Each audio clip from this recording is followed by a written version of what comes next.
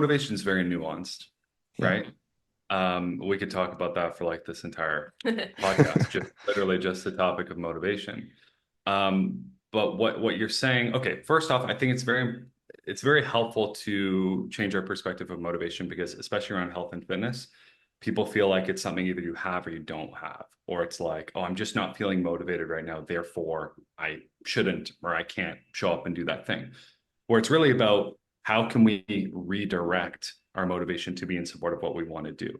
And I think it's very valuable and helpful to have a new perspective of motivation that it's always at 100.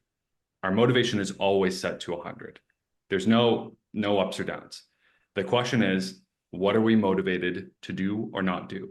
If you are not feeling very motivated to go to the gym, maybe you feel very motivated to stay on the couch because you're comfortable and because you want some rest and you want some relaxation. You've had a really long day, right? Motivation's always at 100. The question is, how do we redirect it? And one of the tools that we use, which I think would be very applicable for you based off of what you said, Yeah. one of the tools that we use is a behavior change tool called future self thinking, where it's basically you take a second to think little deeper. How are my current actions or inactions going to make me feel later? So with you trying to motivate yourself to get to the gym, right? You're not feeling motivated. Okay, how do we redirect our motivation to be in support of going to the gym? Stop and think for a second. How am I going to feel immediately after my workout? And that was something you said. You're like, Yeah, I know I'm going to feel so much better after. And that may be the exactly. thing that kind of like gets your butt off and the couch and go to Yeah. the gym. How am I going to feel after that workout? How am I going to feel if I don't do that workout? And the stronger you try to empathize with that future self, future you, the more likely you are going to follow through with the action that's going to lead you to feel your best and avoid the action that's going to make you feel worse.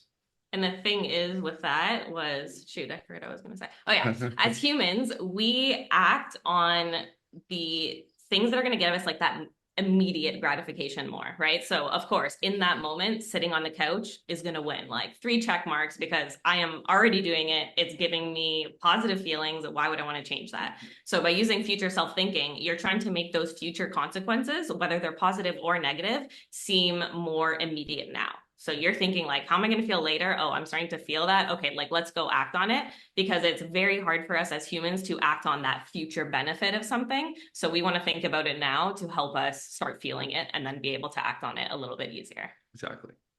Yeah, shifting that idea of what motivation is a really interesting way to go about it, because I think that would be applicable too to like diet stuff. Like if you aren't motivated necessarily to cook a really healthy meal, but then you can do that future self-thinking exercise and go, well, maybe future me would feel better if I don't have, fast food today or whatever, right? And so that same sort of thing sort of applies, it sounds like, across multiple disciplines.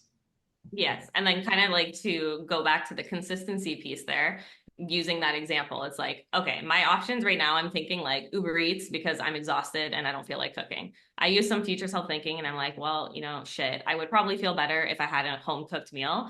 And then it's like, well, what is the middle move here? Okay. And maybe that's going to pick up like a pre-roasted rotisserie chicken with a bag salad and, some bread or some rice or whatever it may be. And like, boom, you have something that's in the middle. You're not like forcing yourself to cook when you have no mental energy or capacity to. You are not going YOLO and just going for the Uber Eats, but you're finding that middle ground option where it's like, I can still put together a pretty balanced meal with limited mental energy and capacity, and it's still going to taste good. Like, sign me up. Yeah. So that's kind of what we help our clients do, is like get rid of those extremes and like let's look at all of the options we have in the middle, because those are the options that people dismiss like all of the time.